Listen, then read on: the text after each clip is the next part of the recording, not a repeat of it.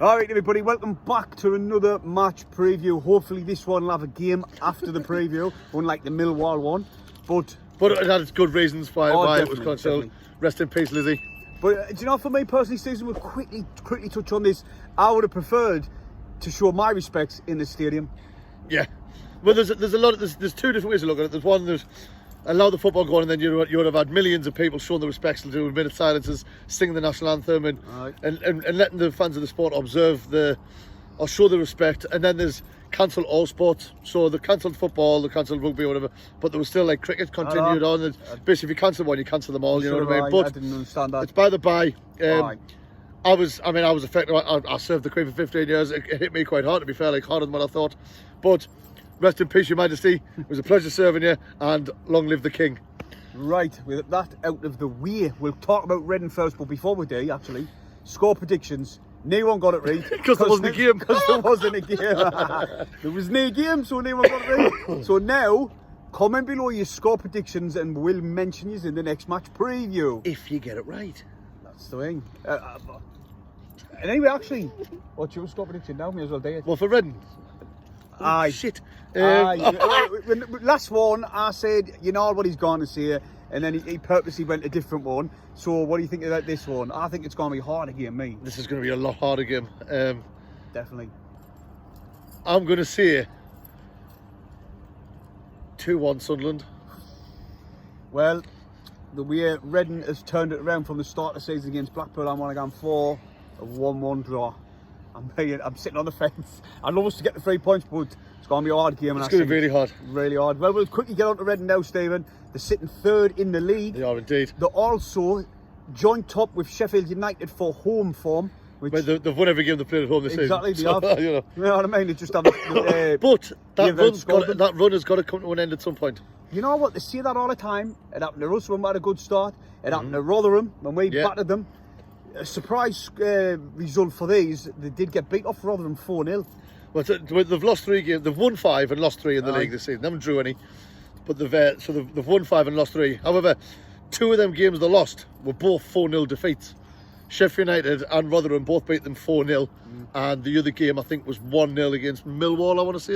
It was. I think it was. It was a decent result away, and also they battered Blackburn 3-0. Yeah, they did. Well, I think they were the first team to beat them out because Blackburn started really well, didn't they? And then Reading just turned them over. But look, more under no illusions. Reading have had a brilliant start to the season. The gaffer Paul Ince, or the governor, as he was known as during his playing days, if you're old enough to remember him. The youth probably aren't. Look, they've had a very good start to the season. The county sitting third. They're unbeaten at home in the league. They've got a lot of players that we all know or that we've all heard of over the years. Experienced players. That's a good way of putting it, Paul. You've got Shane Long, ex-Premier League striker, and we know what he's capable of. They've got Tom Ince, the gaffer's son.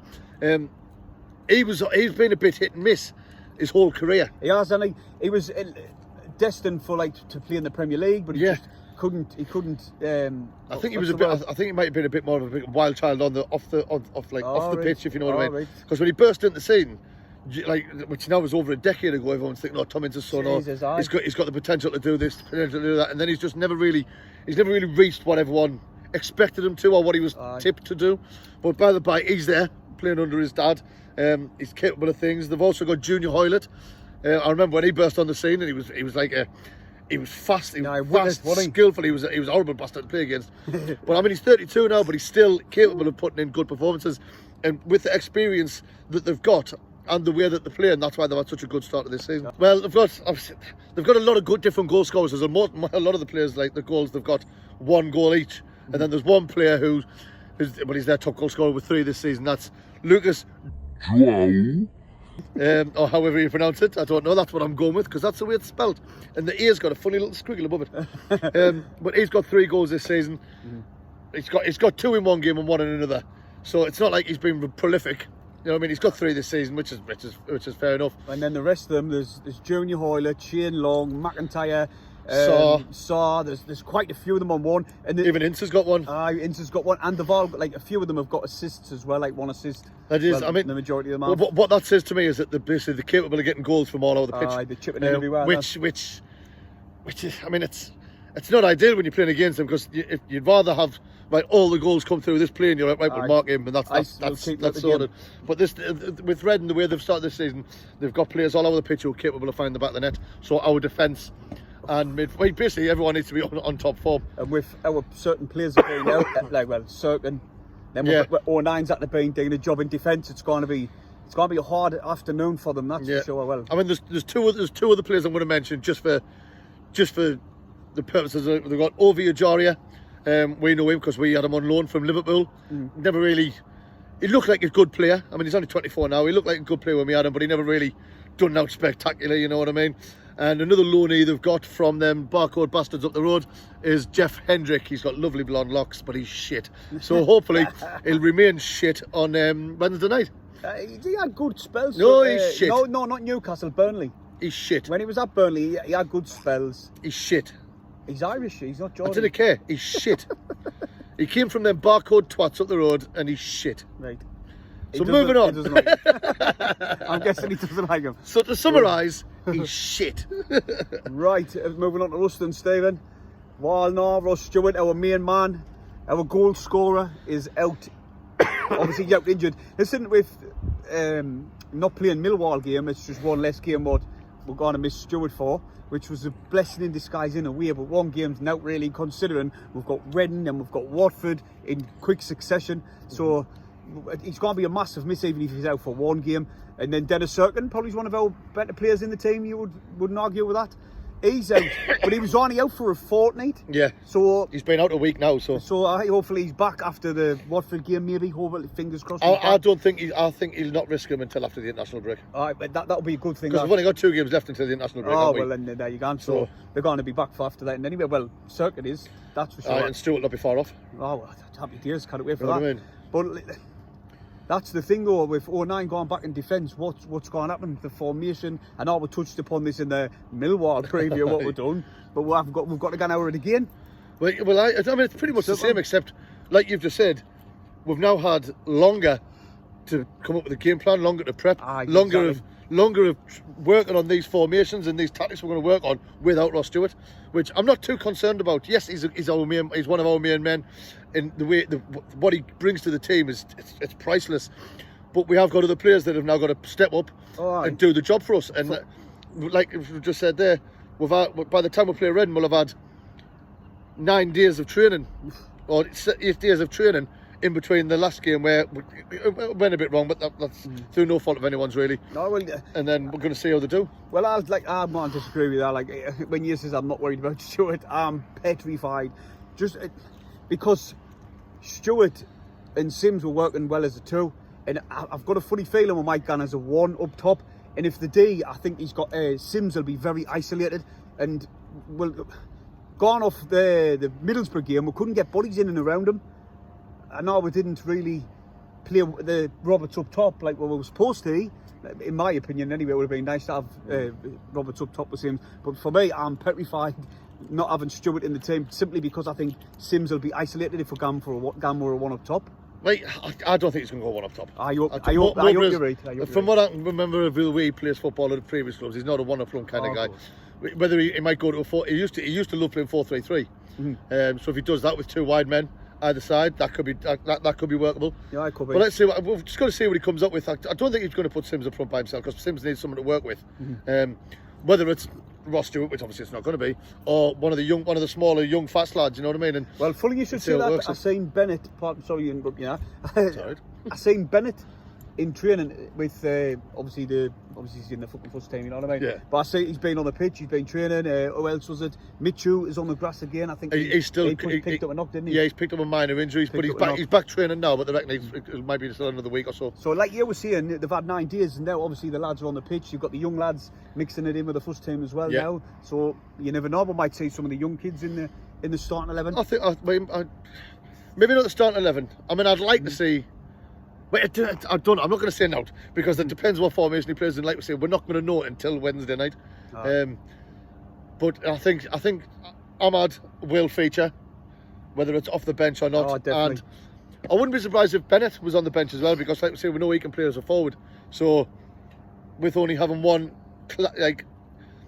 set forward, as in Sims, available, maybe it is an option to have going on the bench to bring on. And what about your starting 11? Is it the same as what you've done for Millwall? Just 09 straight into the 09 on one side, Bailey right in. Yeah. And then Roberts up top in a 2. That's if they stick with that formation. That formation, yeah. But I get you. Like I said, we don't. It's a tricky one to pick a team selection. I mean, it's very easy to say who would like to be in, but it's a nightmare, really. You know what I mean? We don't know what formation he's going to go with, because I think everything's going to have to change because of we're going to have to adapt the way we play. But like I said in the Millwall preview,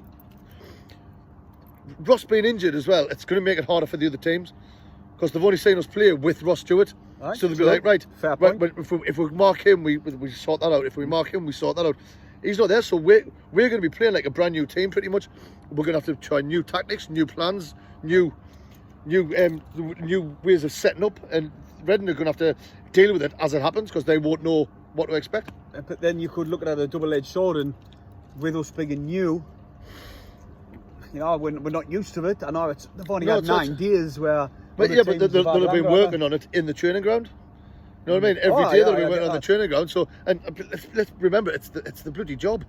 You know what I mean? You know what I mean? Christ. All right, they've got to be clued up in what they're doing in different formations. But I feel as if other teams have had like, say for instance, Reading obviously who we're playing, they've had like fucking 8 games to do it. Where we are literally having 9 days on the training pitch. But you're saying that right. Most of the players that's going to be playing have been playing together all bloody season. It's only Ross Stewart who's not there and Circle who's not there. But the other players who's going to be coming in have been players that's been on the bench, so they've been featuring and they've been training. So it's not like we've got to. You make it out as if it's going to be a brand new starting 11. No, I didn't mean the starting 11. I meant the formation. Yeah, man. I know what you're saying. It is going to be different. It's going to be awkward.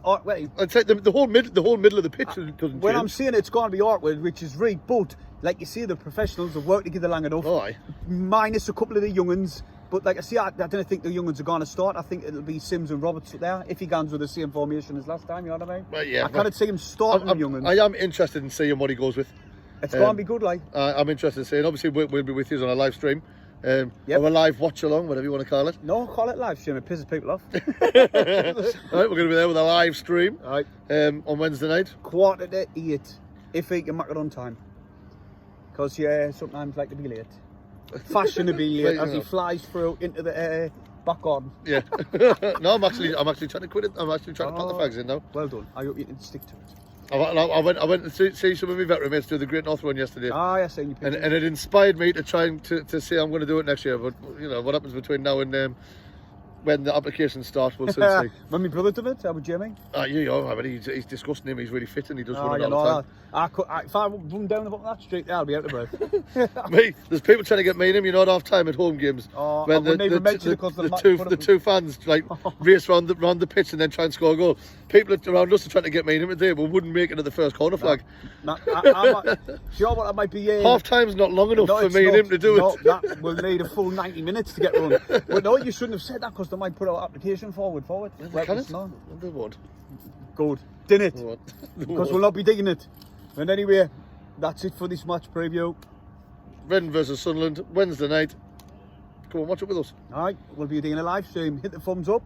And subscribe if you're new.